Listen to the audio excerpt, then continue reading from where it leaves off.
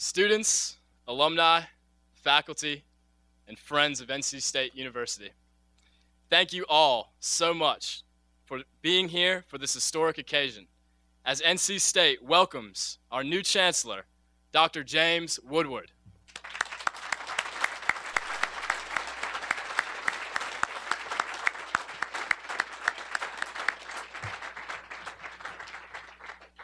Now, as some of you may know, this is a welcome back of sorts for the Chancellor. Early in his career, Dr. Woodward spent some time here at NC State as an associate professor of engineering mechanics. From there, he went on to have an impressive and admirable career in higher education, spending some time at the University of Alabama at Birmingham, and then serving right here in the UNC system as Chancellor of UNC Charlotte from 1989 to 2005. Under his leadership, UNC Charlotte expanded exponentially, adding graduate programs, increasing enrollment, and developing the university into one of the finest institutions in North Carolina. We are extremely lucky to have lured him out of retirement to lead our fine institution as we charge ahead into the future. We thank you, Chancellor, for answering the call in our time of need here at NC State. There is no question that we have suffered through some hard times over the past weeks. Yet it is important that we do not forget what brought these hard times upon us. We must learn from the mistakes that were made so that the headlines never again read NC State in trouble or scandal at NC State, but instead, NC State leads economic recovery. NC State prepares future leaders, and NC State receives global recognition for excellence. Because that, my friends, is what NC State is all about. Chancellor Woodward, we could not ask for a finer individual to lead us as we start this new chapter in our history. And on behalf of the students, I say thank you and welcome to NC State.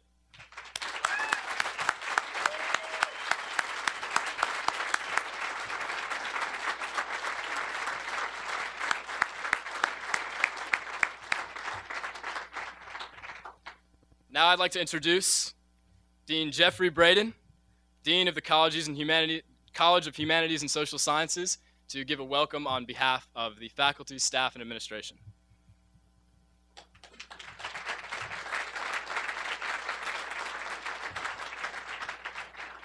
Thank you, Jim.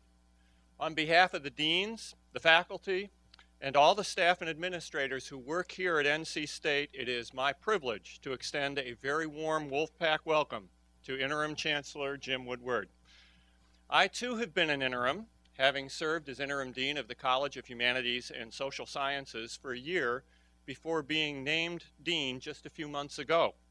So I have a sense of what you are experiencing. And as a former interim, I know the kinds of questions that you must be asking yourself. In fact, I can imagine the very first question that must have crossed your mind upon taking the position. What was I thinking? I wish I could help you with that. My answer was apparently not much better than yours. But I had lots of other questions too that surfaced while our college was in that interim transitional stage that can be just a little unsettling. What I discovered in looking for answers to my questions is this, and I know you will find this to be true as well. You couldn't ask for a better community in which to serve in an interim capacity. My colleagues were so supportive, and I count as colleagues not only the faculty and staff in my college, but all of the faculty across this university, including all of the deans and administrators and staff who work here. I am confident you will find that kind of support too. Whenever I had questions or asked for advice, whenever I needed help solving a problem or thinking through an issue, they stepped up, and they continue to do so. They have done it for me, and I know they are ready to join me in doing the same for you. This is a terrific, hardworking, dedicated community. On behalf of all of us who teach here, all of us who do research here, all who work here, all of us who create that community known as NC State, welcome Interim Chancellor Woodward. You have only to ask, we stand ready to help. Thank you.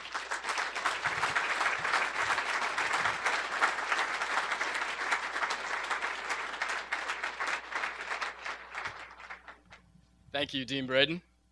Now I'd like to introduce Mr. Lenny Barton, Executive Director of the NC State Alumni Association, to give a welcome on behalf of the alumni.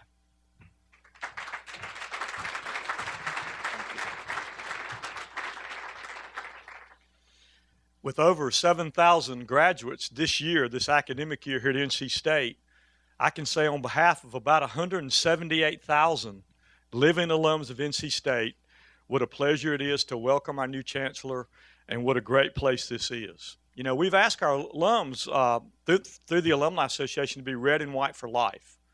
And I can tell you in the last week or so, we've heard from a lot of them. I've heard hundreds of emails. And as I thought about this, you know, it's a fact that sometimes we don't realize that, but alums of a college or university are really the only constant constituency of that enterprise. Think about that. You know, faculty come and go, students while they're in school come and go, university administrators come and go, alumni directors come and go, football coaches come and go. But once you put that degree on the wall, it's pride, and you become a constant. You're a graduate, and you're a constant constituency of what we're all about. And we've heard from them, and universally the message is really the reason we're here today, and it's a new beginning. It's time to move forward. It's pride in a great university. It's how strong we are. It's the value of that NC State degree and what NC State has meant to them and their families. And we've heard how they met their wife here and all kinds of stories, but that's what today is all about, and what they've said to us is have pride in a great university and move forward. And I just want to remind us of one thing today. This year, the popularity of NC State, the value of our programs, our curriculums, and our faculty, outstanding faculty, we had almost 18,000 applications this year for new freshmen, the largest in the history of this university. I think it was a 5% increase over last year. More than 12,000 students from North Carolina this year have applied to NC State. So, Chancellor, we're certainly fulfilling our mission as a land-grant university to serve the citizens of this great state and providing that quality of education. More students from North Carolina this year applied to NC State than to any other college or university in North Carolina. Okay?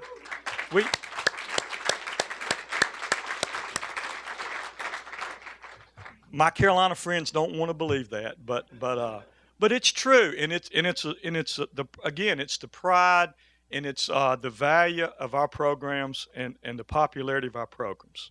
So, Chancellor Woodward, it's a great time to be here at NC State. This freshman class, I guess in about a week or two, orientation is starting. All their parents and their families and students will be here, this record class. And then guess what? On September 3rd, nationally televised game, ESPN football season starts. I'm ready. Go Wolfpack.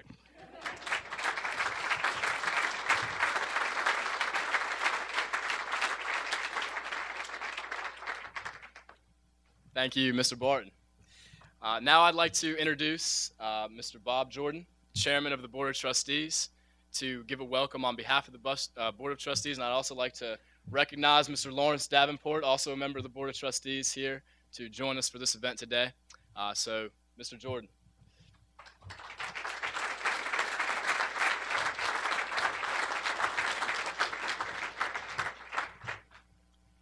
Lenny said 18,000 applied.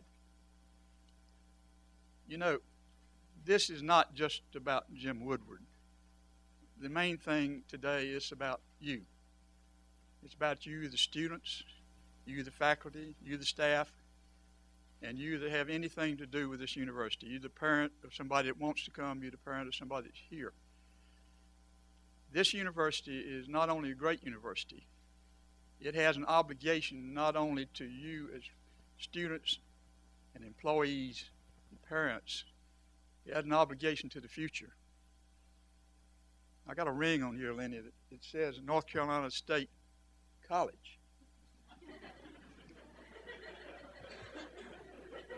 That ring's worth a lot more today than it was in 1954, there were 4,500 students here. Today, 34,000, growing on the way to 40. What this institution means not only to you, the students, but to North Carolina from the standpoint of research and the standpoint of economic development really can't be measured. You know, we've got a lot of people from all over the world here on campus now. And so your image, our image as a university, is all over the world. Gordon Wu told some of us a few years ago, a person from China who's a Princeton graduate, he said the best thing the United States has ever done to have good relations with China is to open its doors to people all over the world. And he said you have people scattered all over China that have some feeling or touch for North Carolina State University and for your universities. And that's what we're all about. This is not just about Jim Woodward, it's about the time that Jim Woodward is coming. Openness, transparency. As a member of the Board of Trustees, I can assure you that there are going to be changes made. No, I still have not discovered anything that indicated anybody was doing something for their own benefit. We got caught up in something that we couldn't help it. But the good Lord has a way of taking care of good people. And he has made it possible that this gentleman to my right here, Jim Woodward, a person I've known for a long time, I served on his Board of Trustees for 8 years. I know what he took Charlotte from. I know what an NC State graduate or professor, Dean Calvert was. I think he was the first chancellor after Bonnie. Went on the campus at Charlotte in 1964-65, and we added Charlotte, Board of Trustees. We added Charlotte to the sixth campus university. I know what it was then. I know what it is today. I know what it was 12, 14 years ago, before then, 15, 16 years ago, when I had a chance to meet Jim Woodward for the first time. He's a jewel. You talk to the staff that have met him and been with him. The good Lord has blessed us. But it's not only the things he's going to do for you, it's the things he's going to do for the people all across this state and this nation. Let me introduce to you the blessing that we have been sent, Jim Woodward.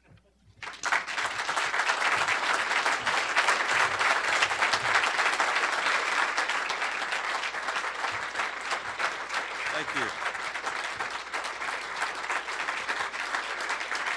Thank you. Thank you. Thank you.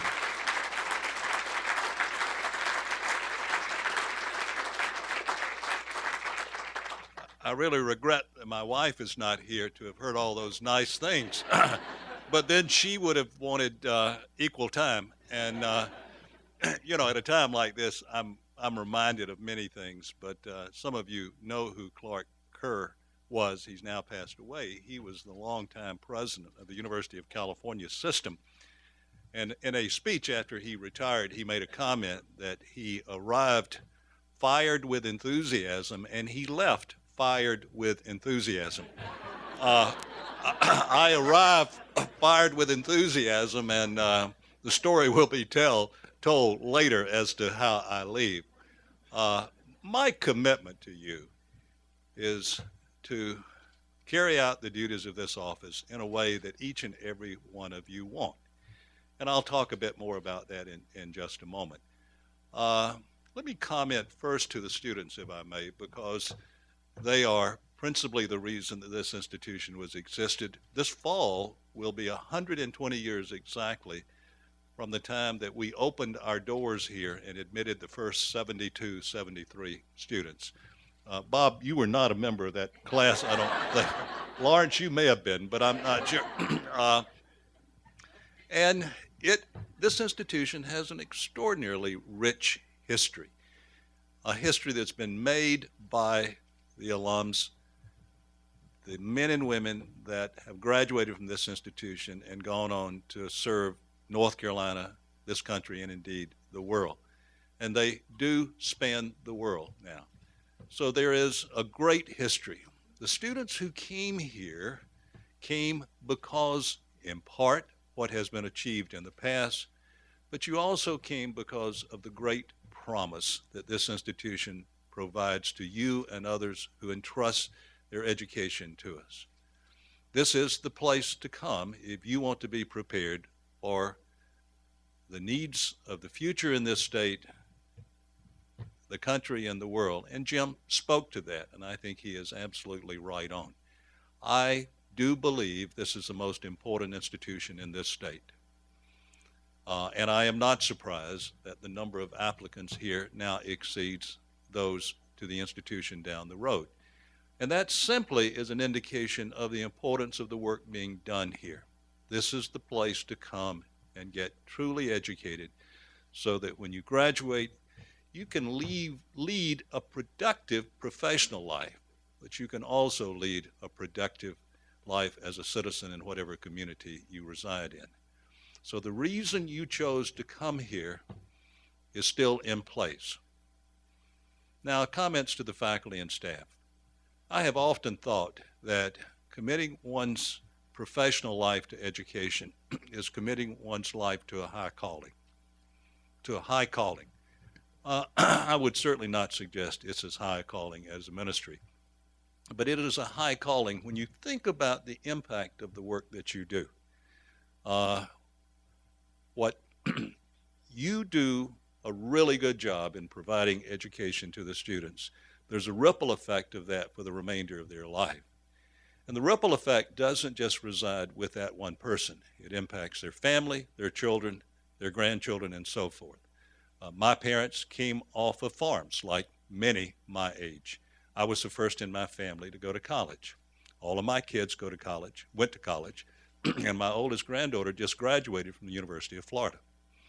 All of my grandchildren will go to college. That's the kind of ripple effect you have when you provide an education to a student. It impacts their family, their children, their grandchildren, their nieces, nephews, and so forth. So it's a high calling. When you measure the impact of your work on people's lives, it is a high calling by any measure. We do live on a lake now, and my wife has a little plaque up on the wall, and it basically says, if you live on a lake, you are lucky enough. My view is that if you've had a chance to spend your career in higher education, you're lucky enough. And I have been lucky enough. It has been a marvelous career. It is true that I would not have taken this position at any other university in the country. My wife would not have supported me doing that at any other university in the country. My dogs would have supported me. But she knew the special place this institution had in my heart and her heart. We came here with 2 small children. We bought a house. We expected to spend our career here. And then because of an unusual opportunity, we left and worked in the private sector for a while. But as Governor Jordan indicated, the first chancellor at UNC Charlotte came from North Carolina State. He was Dean of Agriculture back here in the 50s, went to Mississippi State as president, and then Bill Friday enticed him to come back as the first chancellor of UNC Charlotte. We have a College of Architecture at UNC Charlotte, in large part because the now College of Design and others worked very hard to get that College of Architecture in the population center of North Carolina. When we were beginning to plan doctoral work at UNC Charlotte, one of the first meetings that I had was with the then Chancellor Larry Monteith, who I had known as a colleague dean of engineering way back when, and the chair of the board of North Carolina State at that time. The purpose of that meeting was to talk with them about why the largest metropolitan area in the Carolinas needed to see the public university expand its work into graduate, into doctoral level work. They listened very politely, and when the meeting was over, they both said, we will support that change in mission at UNC Charlotte. There are now 19 doctoral programs. I don't know that we could have gotten approval from the Board of Governors and the subsequent support from the General Assembly if this institution's leadership had not stepped up very early and said, yes, we will support it. And they did so because they saw that as important to the state of North Carolina. And it wasn't a matter of, gee, we don't want that, quote, competition there. what they said was, yes, that's important to the state, and we will likewise support it. Well, that's the kind of relationship that UNC Charlotte long had with this university. So a very personal relationship with this institution affected the decision to come. But perhaps the main reason was my view of the importance of this institution to the future well-being of North Carolina, certainly broader than North Carolina, but let me just focus on North Carolina. The array of programs here are exactly the array of programs that this state needs in the years ahead. We know that. You know that. We do those programs well, and this state will do well. This is a great university. It's a great university because of the men and women who have committed their professional lives serving on the state staff and faculty here. The quality of a university is defined by the people who do the work of the university. The people who do the work here today were the same ones here a week ago, 2 weeks ago, 3 weeks ago, that are responsible for the well-deserved national and growing national reputation of this institution. My commitment to you is to do my utmost to provide an environment within which you will be proud to come to work every day, and you will come to work and focus your intellectual energies on serving our students and serving our research colleagues and so forth. We will get past this bump. It is more than a bump, but temporarily. We're obviously into difficult financial times. The state is. It will impact our budgets. But in my talking with the legislative leadership, what they have committed to us is their continued support of this university. Our budget will not have an extra cut because of the difficulties we've had over the last several months. They wouldn't do that. They know better. That is, they know how important the work the faculty and staff does here to the rest of our state. So I'm confident that we will be fairly dealt with by the General Assembly and subsequently by the Board of Governors. But it will be tough.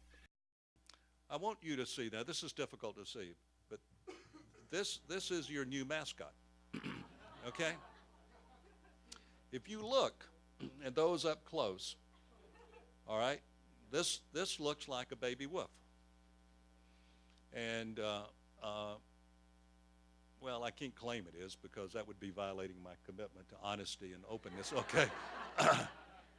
But it's a Cairn Terrier puppy that we've now had for 2 weeks. And this little girl looks just like a baby wolf. It is extraordinary. So I will bring her to campus eventually, and I would ask that, Jim, I think the student body ought to formally announce that Maddie Pearl Woodward is now a mascot for this great institution. Thank you so much for being here, and thanks for this warm welcome. I deeply appreciate it.